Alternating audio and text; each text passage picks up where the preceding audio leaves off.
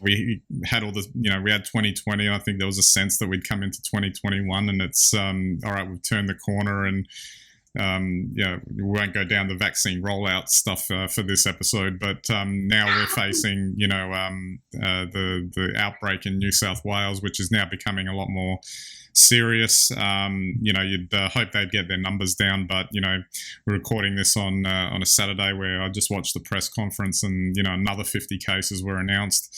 For context, for those outside of Australia, that's obviously not a lot compared to other countries, but given the strategy that Australia's been adopting, that is a lot because of that sort of aggressive suppression / elimination strategy that a lot of the states are going for.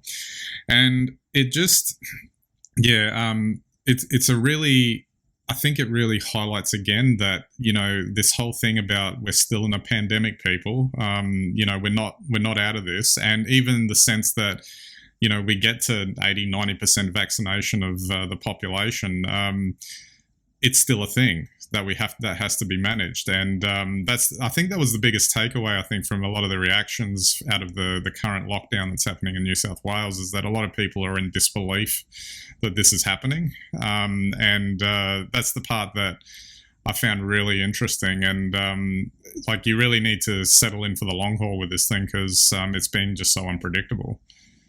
Very true. I mean, we're watching a car crash in slow motion at the moment, and we don't know how bad it's going to be. So we can hope, at least, that maybe it'll just be an extended proper lockdown for New South Wales, and over the period of a month or so we can get things back on track. But we're also facing the possibility now that they might have shut the gate a little bit late, and the Delta strain is basically looking like it's got an R-value of 2.5, which is about double of, I think, what we started with the Alpha variant. So it is contagious, and if it gets out, or if it has already got out, and the contact tracers can't do anything except just go generally and tell people to lock down, which was the experience early on in Europe, then I guess New South Wales is going to be shut off from the rest of Australia.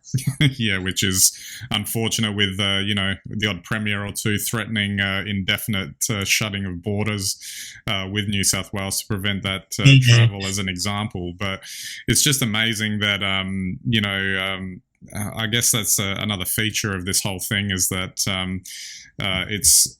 it's having that quick ability to adapt. I think, there isn't a one-size-fits-all approach in the sense of combating this type of virus, because the virus keeps changing, and it's doing what viruses do effectively. When it's got enough opportunity to spread around the place, it's going to adapt, change. There's a classic stat, I think, was they keep advising about how many younger people are being infected this time, and some are in ICU, just to stress the point that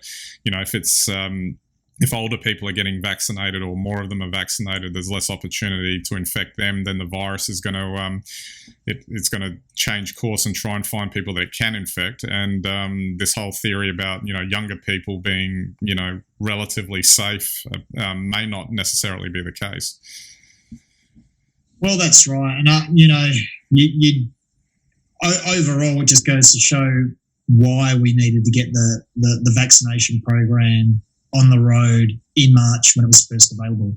If I guess perhaps it's easy to say this with the benefit of hindsight, but there wasn't really much urgency. In fact, you'd almost argue now, with the benefit of hindsight, that the Australian sort of political system was complacent.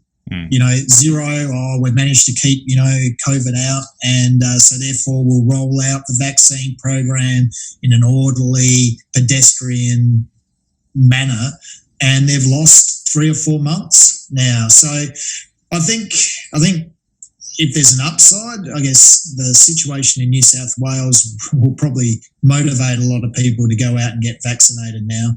And I just, to be quite honest, I just wish they'd throw it open and let anyone who wants to get vaccinated, get them vaccinated first. This idea that there are vulnerable groups that should get vaccinated first is certainly, it's a worthy idea, but the real need is to get maximum amount of vaccination in the community as possible. So if you know, if you want to see people vaccinated, you've just got to open the doors and let them get vaccinated. We have 24-hour testing stations. Why can't we have 24-hour vaccination stations? Absolutely. And a key point is that it was mentioned in the recent Melbourne lockdown, but also in this current New South Wales one, that there were instances of transmission in settings where the people that were vaccinated didn't get it, which kind of highlights the point.